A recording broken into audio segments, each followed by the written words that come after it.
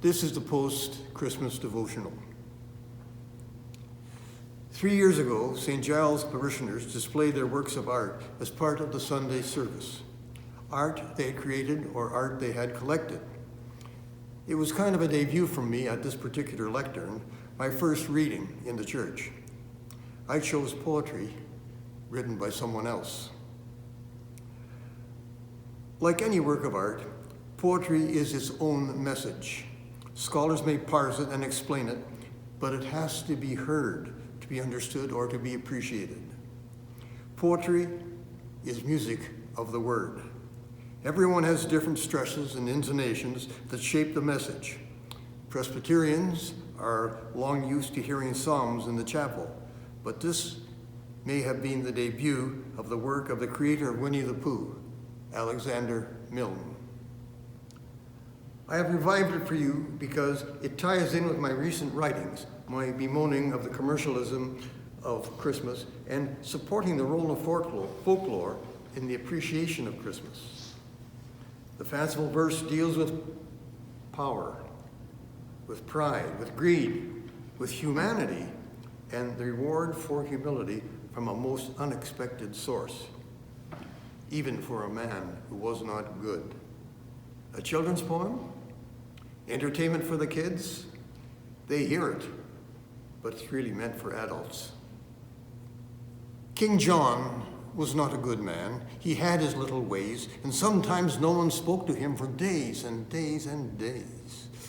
And men who came across him while walking in the street gave him a supercilious stare, or passed with noses in the air, and bad King John stood dumbly there, blushing beneath his crown. King John was not a good man, and no good friends had he. He stayed in every afternoon, but no one came to tea. And round about December, the cards upon the shelf that wished him lots of Christmas cheer and fortune in the coming year were not from persons near and dear, but only from himself.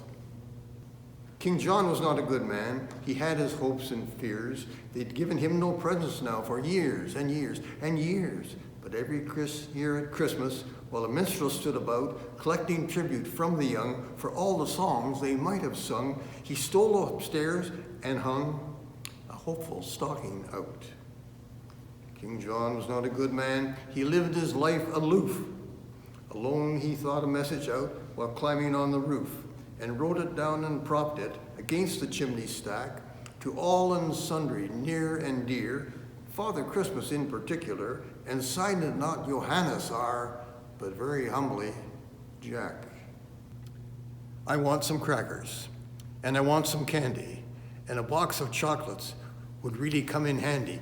I don't mind oranges, and I do like nuts, and I should like a pocket knife, one that really cuts. And oh, Father Christmas, if you love me at all, bring me a big red India rubber ball. King John was not a good man. He wrote the message out and gat him to this room again, descending by the spout, and all night long he lay there, a prey to hopes and fears. I think that's him a-coming now. Anxiety bedewed his brow. He'll bring me one present anyhow, the first I've had in years. Forget about the crackers. Forget about the candy. I'm sure a box of chocolates would never come in handy. I don't like oranges, and I don't like nuts, and I have got a pocket knife that almost cuts. But oh, Father Christmas, if you love me at all, bring me a big red India rubber ball. King John stood by the window and frowned to see below the happy bands of boys and girls all playing in the snow.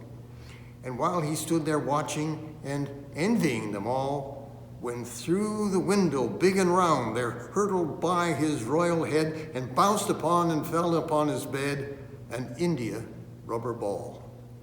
And oh, Father Christmas, my blessings on you fall for bringing him a big red India rubber ball. My grandchildren would probably ask, what is an India rubber ball? Or, who is Father Christmas?